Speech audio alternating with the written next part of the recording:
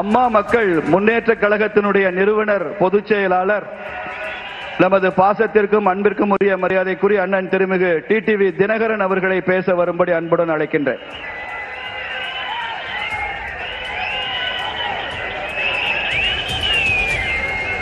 மதுரை என்றாலே வீரத்திற்கும் விவேகத்திற்கும் பெயர் பெற்ற பூமி. மதுரை என்றாலே நமக்கு பாண்டிய மன்னர்களும் தமிழ் சங்கங்களும் தான் நினைவிலே வரும். எப்பேற்பட்ட மதுரை மாநகரிலே இன்றைக்கு நம்மோடு மாண்புமிகு பிரதமர் அவர்கள் சித்திரை திருவிழா போன்ற இந்த மாபெரும் மக்கள் கூட்டத்திலே கலந்து கொண்டிருக்கின்றார்கள். மதுரை என்றாலே புரட்சி தலைவர் எம்ஜிஆர் அவர்கள் நடித்த மதுரை மீட்ட சுந்தரபாண்டியன் ஞாபகத்திற்கு வரும். மதுரை மீட்ட சுந்தரபாண்டியன் அவர்கள் அடிமைப்பட்டு கிடந்த மதுரை பாண்டிய நாட்டை மீட்டெடுத்து கிட்டத்தட்ட 1200 ஆண்டுகளுக்கு முன்பு ஆட்சியை நிறுவினார். புரட்சி தலைவர் அவர்கள் நடித்த படம் என்பதால் அது பட்டி தொட்டியெல்லாம் மதுரை மீட்ட சுந்தரபாண்டியனை எல்லோருக்கும் தெரியும். ஆனால் அதற்கு முன்னாலே கிட்டத்தட்ட 1500 ஆண்டுகளுக்கு முன்பு வாழ்ந்த ஒரு மாமன்னனை பலருக்கு தெரியாது.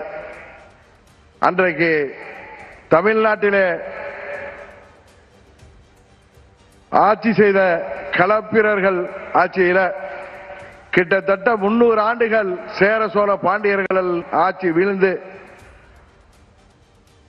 களப்பிரர்கள் எங்கிருந்தோ வந்தவர்கள் அவர்களை வரலாற்று நிபுணர்கள் பழங்குடியினர் என்கிறார்கள், கர்நாடகாவிலிருந்து வந்தவர்கள் என்கிறார்கள்.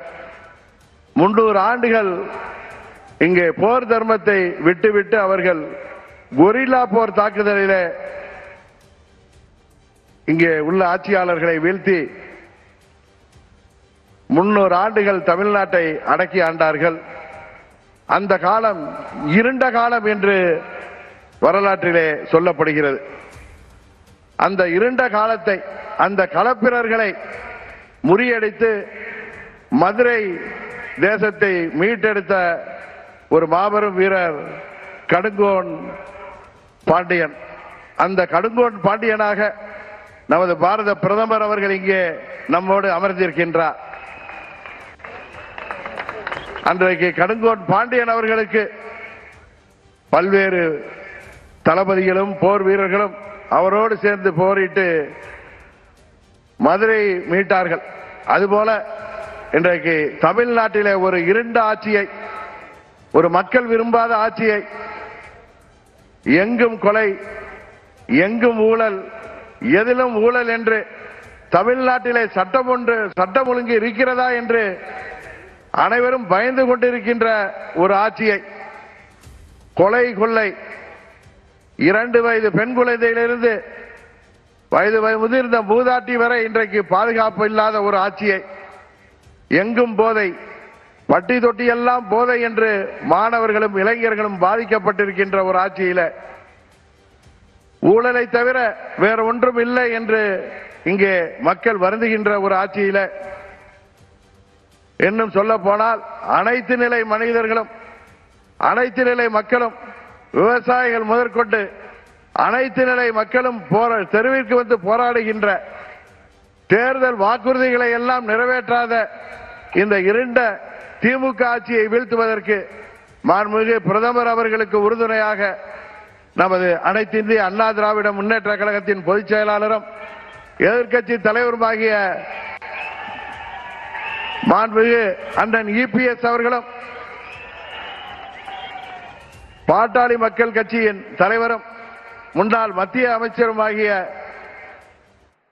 திரு அன்புமணி ராமதாஸ் அவர்களும், தமிழ் மாநில காங்கிரஸ் கட்சியின் தலைவர் அன்பு சகோதரர் ஜி கே வாசன் போன்றவர்களும் இங்கே அவருக்கு கரம் கோர்த்து இந்த மக்கள் விரோத திமுக ஆட்சியை வீழ்த்துவதற்காக 1500 ஆண்டுகளுக்கு முன்பு மீண்டும் இங்கே சரித்திரம் திரும்பி இருக்கிறது என்பதை இந்த நேரத்திலே நிறைவு கூற கடமைப்பட்டிருக்கின்றேன்.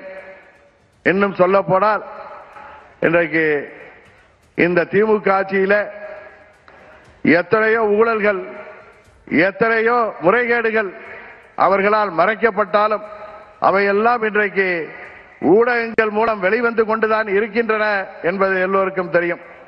ஏழை எளிய மக்களை எப்படியாவது விலை கொடுத்து வாங்கிவிடலாம், எப்படியாவது மீண்டும் திமுக ஆட்சி அமைத்து அந்த குடும்பத்தின் வாரிசாகிய உதயநிதி ஸ்டாலினுக்கு முடிசூட்டி விடலாம் என்று தமிழ்நாட்டு முதல்வர் அவர்கள் கங்கணம் கட்டிக் கொண்டிருக்கின்றார்.